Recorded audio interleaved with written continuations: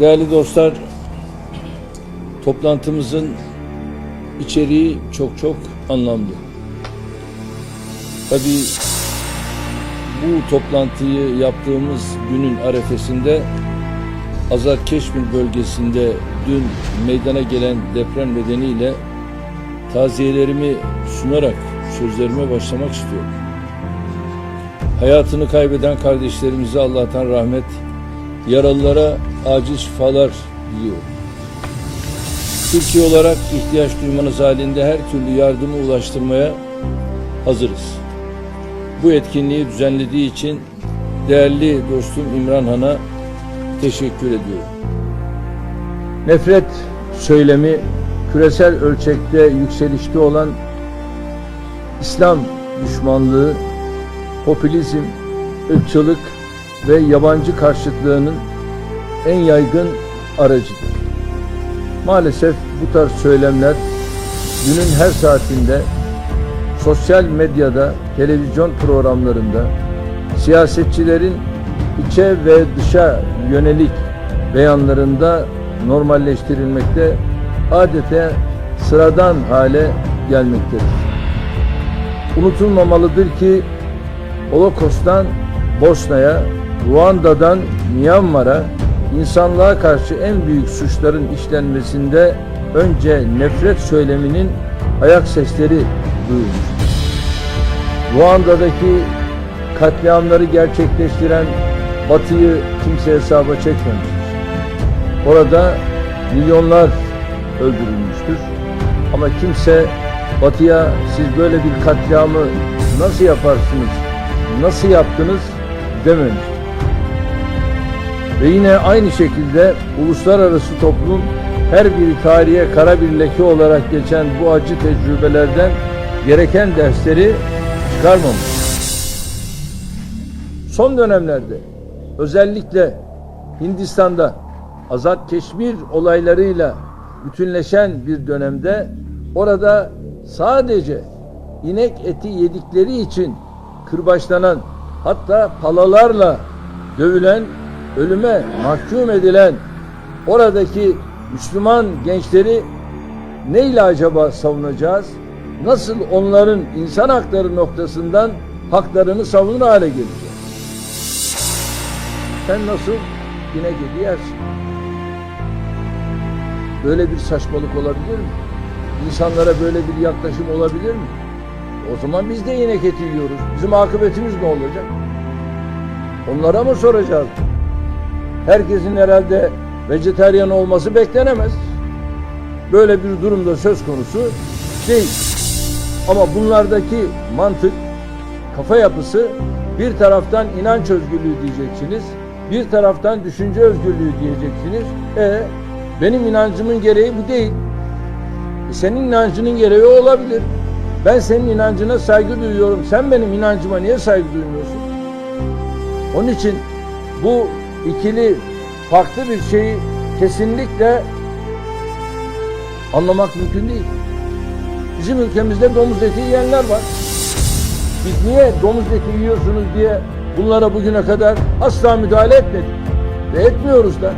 Niye? Onun inancının gereği odur, yiyebilir. Bizi çok da ilgilendirmez. Ama bunların inanç hürriyetini anlamak mümkün değil. Ve şu anda Hindistan'ın Keşmir'de geldiği noktanın tanımı mümkün değil. Anlaşılır değil. Ve şu anda adeta Keşmir bir açık hava hapishanesine döndürülmüş vaziyettedir. Buradaki insanlar adeta bu açık hava hapishanesinde mahkum konumundalar. Giriş, çıkış vesaire adeta yasak durumda ve yarın o bölgede ne tür kanlı eylemler olacağını şimdiden ben düşünemiyorum. Anlamak ve anlatmak da istemiyorum.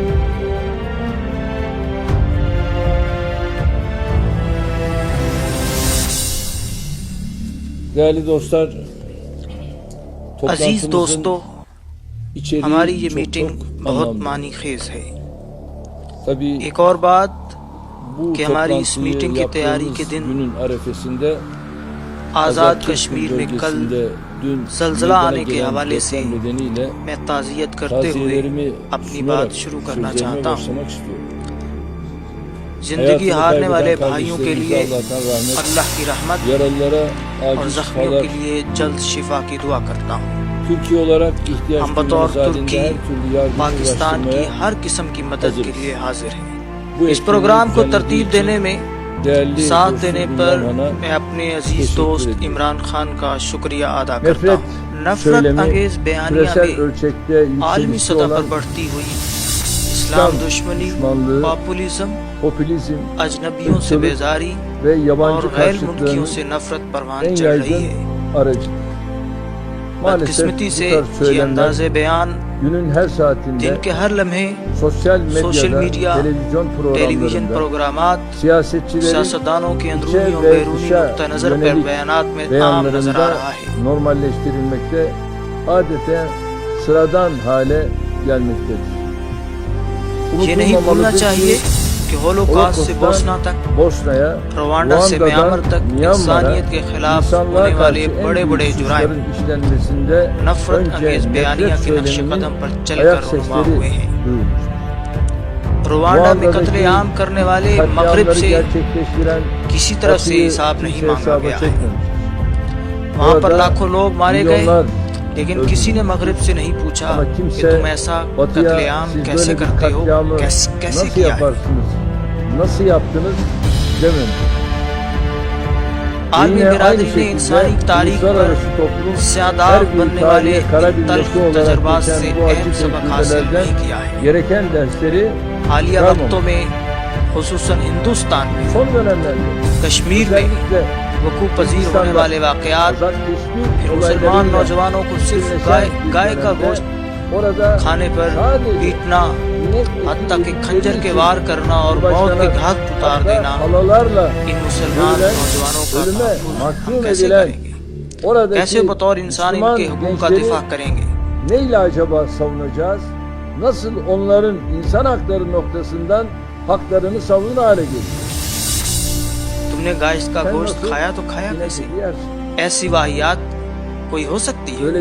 انسانوں کے ساتھ ایسا کوئی طریقہ روا رکھا جا سکتا ہے؟ تو پھر ہم بھی گائے کا گوشت کھاتے ہیں تو ہمارا انجام کیا ہوگا؟ تو ہم ان سے پوچھیں گے۔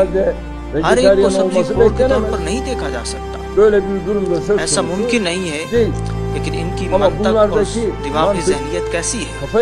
ایک طرف تم عقیدہ کی آزادی کہو گے، دوسری طرف تم آزادی فکر کہو گے۔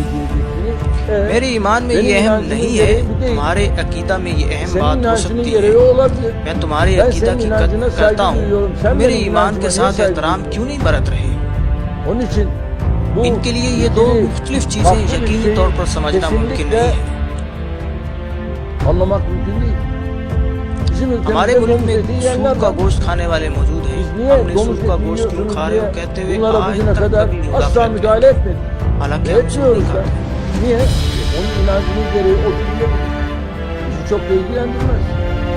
Ama bunların جس میں ان کا یقین و ایمان ہے وہ کھا سکتے ہیں، ہمیں اس سے کیا؟ لیکن ان ہندوؤں کی آزادی عقیدہ کو سمجھنا ممکن نہیں ہے۔ Keşmir'de geldiği noktanın tanımı mümkün değil. Anlaşılır değil. Ve şu anda اس وقت adeta ہندوستان میں bir ہندوستانی مقبوضہ açık کشمیر hava کی موجودہ hapishanesine صورتحال پوزیشن döndürülmüş vaziyette. اس وقت ہندوستانی مقبوضہ کشمیر کی موجودہ پوزیشن جاننا ممکن نہیں، سمجھنا ممکن نہیں۔ وہاں کے انسان بالکل ایک کھلے قید خانے میں محکومیت کی صورتحال میں ہیں۔ O bölgede ne داخلہ خارجہ بالکل بند کر دیا گیا ہے، اور کل اس کے اندر کیا خونی اقدامات کیے جائیں گے اس کے بارے میں سوچنا نہیں چاہ رہا ہوں، سمجھنا اور سمجھانا نہیں چاہ رہا anlamak ہوں۔ ve anlatmak da istemiyorum.